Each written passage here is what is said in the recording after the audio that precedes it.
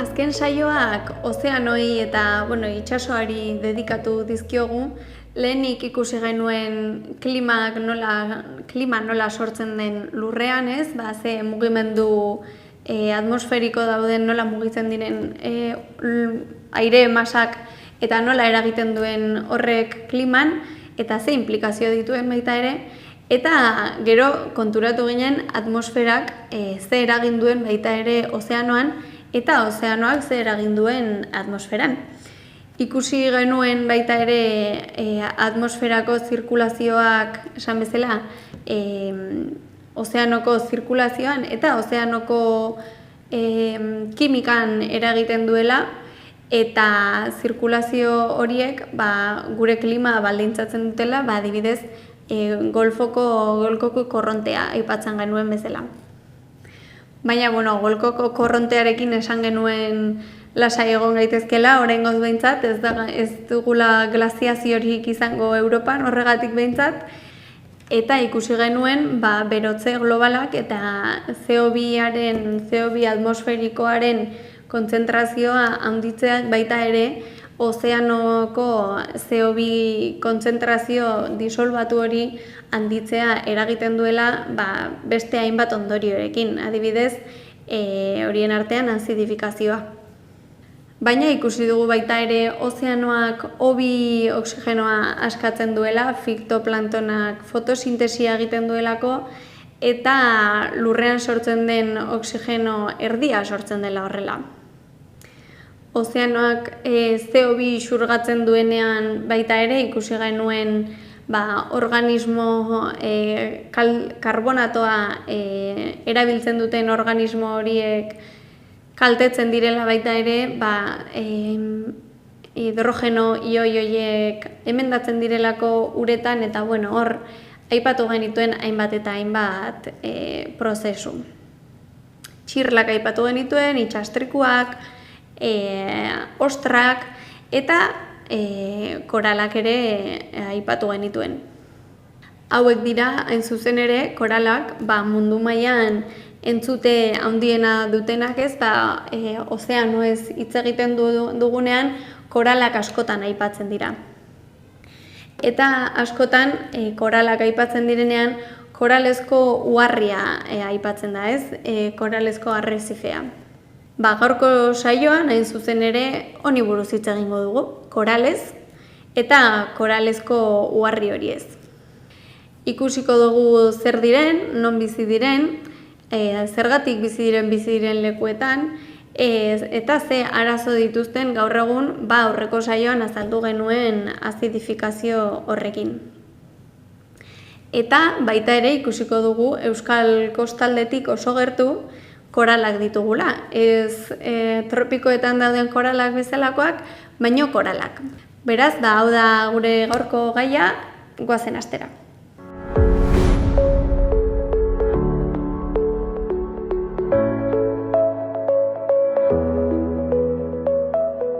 Koralak nidaria filumeko animaliak dira, marmokak, polipoak, anemonak eta hiderrak bezalaxe. Horiek dira, animali horiek dira, nidaria filuma osatzen dutenak. Eta koralek duten berezitasuna bestekin alderatuta da kaltzio karbonatozko eskeletoa sortzen dutela, proteinazkoa ere izan daiteke, eta milaka eta milaka individuo edo polipo bizi dira eskeleto horretan itsatsita. Polipo bat imaginatu dezakegu buruz bera jarritako marmoka bat bezala, ez? Garroak goruntz begira dituela. Zesan dugu, familia berekoak direla, eta polipoak marmokak baino dezentez txikiagoak dira, lupa batekin ikusten dira normalean, baina itxuraz antzekoak dira. Marmokek bezalaxe polipoek ere zelula erresumingarriak dituzte, pikatzen dutenak, ez, ukitzen ditugunean garroetan dituzte zelula hauek, eta uretan flotatzen da binen planktona edo arrai txikiak batzuetan baita ere harrapatzeko erabiltzen dituzte zelula hauek. Zelula horiekin fitoplanktona eta arraia harrapatzeko gai dira. individuo edo polipo horietako bakoitza animalia bakarra da bere horretan, baina genetikoki berdin-berdinak dira koralen polipoak. Hau da, egitura horretan milaka polipo daude itxatxita, baina genetikoki berdinak dira. Hau da, klonak dira. Nahiko animalia primitiboak dira koralak eta bueno, lurreko animalia zaharrenetakoak direla pentsatzen da. Urtean milimetro batzuk baino ez dira hazten, oso hazkuntza baxua dute, eta hori da hain zuzen ere haien, bueno, zailtasunetako bat baita ere animalia hauekin, eta koral batzuk pentsatzen da 10.000 urte dituztela, identifikatuta daude koral batzuk 10.000 urte dituztela pentsatzen dena. Eta, bueno, hori, koral hau izango litzateke koral bat, baina gero koral horiek batzuetan multzokatu egiten dira eta koral uharriak sortzen dituzte. Ezagunenak itsaso tropikaletakoak dira, ez? Eremu eufotikoan, argia dagoen eremuan hazten dira, eta olatu gutxi dauden tokietan. Hau garrantzitsua da, korala ez puskatzeko, korronte gutxiko eremuak izatea, baina pixka bat behar dute, ze, bueno, oxigenoa eta mantenugaiak berriztatzeko ur korronte minimo bat behar dute. Uharri gehienak Ozeano Indikoan daude, 181 gutxi gora bera, Ozeano Indikoan eta Barean, bi ozeano horietan, eta 140 edo pixka bat gehiago Australian dago. Horietatik 140 Australiako koralezko uharri famatu hori da. Baina beste ozeano batzuetan eta Ozeano Atlantikoan ere badaude eta gero ikusiko dugu. Beraz, zergatik dira garrantzitsuak koralak, ez? Bueno, korala berez kaltziozko egitura bat da, hau da, egitura kaltzioa xurgatu eta egitura bat sortzen du, eta zuria da bere horretan. Baina urepeleko koralek, koral tropikalek, badituzte, hartzen dituzte kolore ezberdinak, baina ez da haien berezko kolorea. Baizik eta polipoekin sinbiosian bizi diren mikroalga batzuen eraginagatik da hori. Alga hauek zooxantelak izena dute eta fotosintesia egiten dute, horregatik dituzte koloreak, argi hori xurgatzen dutelako fotosintesia egiteko, eta algek finkatzen duten karbono hori polipoak edo koralek erabiltzen dute haien elikagai bezala, eta koralek bueltan babeslekoa ematen diete algei. Beraz, horregatik esaten da sinbiosian bizi direla, bientzako onuragarria den erlazio bat dutelako. Beraz, oso garrantzitsuak dira ekoizpen primarioa egiten dutelako, oda CO2 finkatzen dutelako, karbonoa finkatzen dutelako, baina ekosistemen euskarria ere badira, eta hori oso ezaugarri garrantzitsua da. Hau da, funtzio estrukturala egiten dute. Koralezko uharriak itsasoko azalera osoan 1% bakarrik estaltzen dute, baina itsas arraien erdia koralezko uharrietan bizi da. Eta zergatik itsaso zabalean horrelako egiturak izatea oso erabilgarria delako harrapakariengandik babesteko adibidez, edo ugaltzeko, edo hor sortzen delako ekosistema bat bizi baldintzak edo bizitza errezten duena azken finean. Beraz, goazen ikustera orain azidifikazioak ze eragin duen koraletan eta zergatik den hain kaltegarria. Azken 30 urteetan 180 murriztu da Karibeko arrezifen hedadura, eta Ozeano Barean berriz, adibidez Australiako uharrian 150 desagertu da, 1980tik 2000ko lehenengo hamarkadetan. Eta gaur egun, duela gutxi argitaratu den artikulu batek adierazi du, koralen zuritze prozesu horren maksimoetako batean gaudela. Baina zer da zuritzea? Eta zergatik gertatzen da zuritzea? Eta ze erlazio du zuritzeak azidifikazioarekin? Bueno, azidifikazioak, aipatu genuen bezala, kaltzio karbonatoa gorputzean xurgatzea zailtzen du hidrogenoarekin lotzen delako, eta koralak ezin dira ondo garatu, ezin dutelako karbonato hori erabili, beraz ahulduta gelditzen dira eta batzuetan hil daitezke baita ere. Baina horretaz gain, uraren temperaturak ere eragin handia du koraletan. Ura beroegi mantentzen baldin bada denbora luzez, koralek, alga sinbionte horiek, barruan dituzten alga horiek kolorea ematen dieten algak, hain zuzen ere, kanporatu egiten dituzte, eta zuri gelditzen dira, alga galtzen dituztelako. Gainera, elikagairik gabe gelditzen dira, edo elikagaia galtzen dute handi batean, ez dietelako algak elikagai hori ematen, eta modu horretan ere heriotza ekar dezake. Gainera ikusi da, lurretik iristen den kutsadurak ere, ondorio kaltegarria dituela koraletan, eta ikusi da, kalte gehien duten koralek edo koral uharriak gizakien gandik edo gizakiaren aktibitateetatik hurbilen dauden koralak direla. Beraz, horrek pista bat ematen digu, ez? Gizakiaren gandik geroz eta hurbilago egon, edo gizakia geroz eta gehiago hurbildu koral horietara, gehiago izurratzen direla.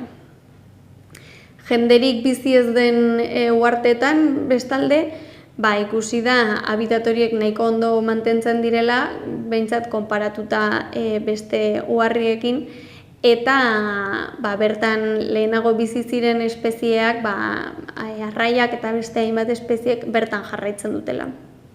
Beraz, hori faktore bate baino gehiagok eragiten die koralei, aipatu dugu azidifikazioa, aipatu dugu uraren temperaturen igoera, kutsadura, baina gertatzen dena da normalean efektu horietako bakoitza bere aldetik aztertzen dela. Eta ez direla kontutan hartzen 3 edo beste hainbat efektu ere egongo dira, efektu horiek guztiak ez direla kontuan hartzen koralek izango duten etorkizuna kalkulatzeko garaian. Beraz, koralak bere biziko garrantzia dute esan dugun bezala, espezie asko bizi direlako haien artean babestuta eta garrantzitsua da hauek mantentzea. Australiako, Indonesiako edo Karibeko koralak dira ezagunenak, eta urepeleko koralak dira horiek, hain zuzen ere, tropikoetako koralak, eta munduko koral uharrien erdia osatzen dute koral mota horrek. Baina orduan zein da beste erdia, ez? Ze beste koral mota dago? Urrotzeko koralak ere badaude, eta horiek osatzen dute koral arrezife edo koral uharrien beste erdia, eta horietako batzuk Euskal Kostaldean daude. Euskal Kostaldean ere baditugu koralak. Urepeleko koralak dira agian, imaginatu dezakegun ekosistema koloretsuena, ez? Behintzat, zuritzea gertatu ez baldin bazaie. Arrai txikipillo bat bertatik bueltaka, olagarroak, platelminteak, hor, ikaragarrizko biodibertsitatea egoten da koralen tartean, eta koralek behaiek duten kolorea baita ere. Eta, hori egia da, baina egia da ur epeleko koralentzako. Ur hotzeko koralak ez dira horrelakoak, eta haiek sortzen dituzten ekosistemak ere ez dira horrelakoak. Beraz, koralen ekosistema bat imaginatzean, beste modu batekoak ere imaginatu ditzazkegu. Ze urrotzeko koralak, Atlantikoan dauden koralak, adibidez, zuriak dira edo gris tonalitatekoak gehienak behintzat, eta asko erabateko iluntasunean bizi dira. Horregatik dira zuriak, ez dutelako alga sinbionterik haiekin bizitzen, eta alga horiek fotosintesia egiten ez dutenez, ez dute kolorerik, kaltzio karbonatozko egitura soilik. Izenak dioen bezala, 4 eta 12 gradu zentigradu bitartean bizi dira, ur temperatura horietako uretan, eta egia da, koral hauek ez direla ezagutzen errezak, beste urepelekoek eraman dute arreta gehiena, baina, egia da hauek ere ez direla topatzen errezak.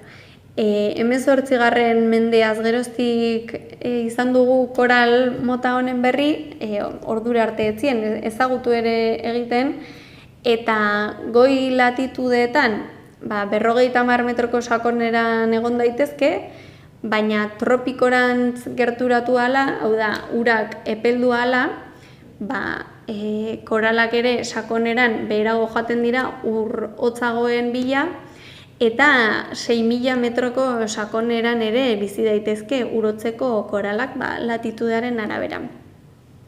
Esan bezala, Euskal Kostaldean ere baditugu koral hauek, baina eremu oso babestuetan bakarrik gelditzen dira, edo ez dago oso argi, baina nahiko ezkutaturik daude koral hauek Euskal Kostaldean eta Kantauri itsasoan. Gehien bat, pentsatzen da itsaspeko arroietan daudela. Bizkaiko golkoan 19. mendean aurkitu ziren urotzeko koralak lehen aldiz, eta hurrengo mendean animalia hauen banaketa mapaketa egiten hasi ziren, jakitearren ea ze eremutan bizi ziren. Ze arrantzaleak ohartu ziren, garai horretan, arrasteko arrantzako sareak ondotik zijoaztenean eremu batzuetan puskatu egiten zirela. Gaur egun oraindik oso gutxi ikertu dira Bizkaiko golkoan koralak, beste eremu batzuetan urotzeko koralak gehiago ikertu dira, hemen Euskal Kostaldean ez gehiegi, baina ikerketek iradokitzen dute, arrezife hauetako gehienak itsaspeko arroietan daudela, oda sakonera oso handietan. Arroia horiek plataforma kontinentala amaitzen denean, leku horretan hasten dira, oda kostaldetik urrundu ahala, batean izugarrizko malda bat dago, eta hori da ezponda, eta ondoren itsaspeko arroia dator. Bizkaiko golkoan, Bretainiako puntatik Kabo Ortegaleraino, Galiziako, azken muturreraino, 100 itsaspeko arroia baino gehiago daude, eta Euskal Kostaldean horietako bat dugu. Kabretoneko arroia izena du, eta hala izena du izen bereko landetako portuan hasten delako, eta kostaldetik zabaltzen doa, kostaldeari paraleloki, Euskal Kostaldeari paraleloki, gutxi gora bera Laredoraino. Kabretongo arroi honek 150 kilometroko luzera du, gutxi gora bera, esan dagoa Kabretonetik Laredor arte, eta 1100 metroko sakonera izatera iritsi daiteke, puntu sakonenean. Beraz, imaginatu behar dugu, arroia ikaragarri bat Euskal Kostaldearen parean. Beraz, urotzeko koralak badirudi arroia hauetan bizi direla, eta Kabretongo arroian Euskal Kostaldearen parean topatu dira urotzeko koralen uharriak. Batzuk individualki, baina uharriak ere sortzen dituzte. Eta ikertzaileek pentsatzen dutena da, koralak hain eremu murriztuan egotearen arrazoia izan daitekela hain zuzen ere sareak, arrasteko sareak ez direlako iristen sakonera horietara edo eremu hain babes horietara. Beraz, lehen arrantzaleak duela urte askoia konturatu zirenean arrasteko sareak koralak puskatzen zituztela, hau da, koralek sareak puskatzen zituztela, pentsatzekoa da baita ere sarek koralak puskatzen zituztela, eta arrazoi horrengatik bakarrik gelditu dira arroietan babestuta. Arroi hauek eremu nahiko iritsezinak direlako. Baina, beste batzuk diote zergatik naturalengandik ere izan daitekeela soilik arroietan topatzea koralak, urotzeko koral hauek, eremu hauetan dauden propietate fisiko-kimikoegatik, ez? Koralen hazkuntzarako egokiak direlako eremu horiek. Beraz, ikusi dugu, nahiko ezberdinak dira urepeleko eta urotzeko koralak, batzuk koloretsuak, besteak zuriak, batzuk iluntasunean bizi dira, besteak oso sakonera txikiko eremuetan, eta sortzen dituzten ekosistemak eta bertan bizi diren espeziak ere oso desberdinak dira, urepeletan bizi dira batzuk, besteak hotzetan, izenak dioen bezala, baina badute aman komunean zerbait, eta da espezie estrukturalak direla. Sortzen dituzten egiturei esker, hau da, eraikitzen dituzten, eraikin deitu daitezken egitura horiei esker, bizileku eta babesugune bat dira beste espezie batzuentzat. Eta itsasoa oso zabala da, eta harrapagariengandik babesteko eremu oso gutxi daude, eta koralak dira horietako bat, bertan babesteko aukera ematen dutelako. Eta hotzeko koraletan pentsatzen da 1300 bat espezie babestu ahal direla egitura horietan, urrepeleko o tropikoetako koraletan bezain beste, beraz hain ezagunak ez badira ere, badute haien garrantzia baita ere, eta noski urrepeleko koralek baita ere fotosintesia egiten dutelako, bereziki garrantzitsuak dira klima aldaketari begira.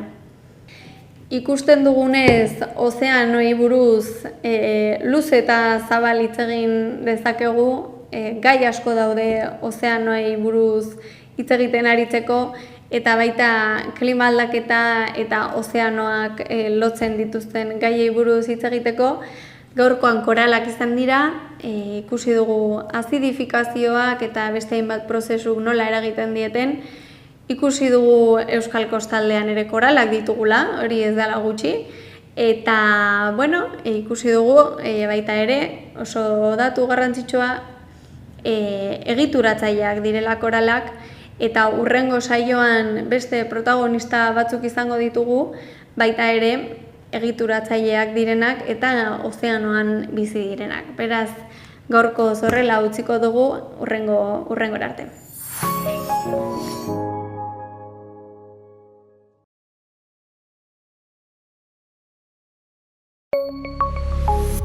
Gobierno de Navarra. Nafarroako gobernua.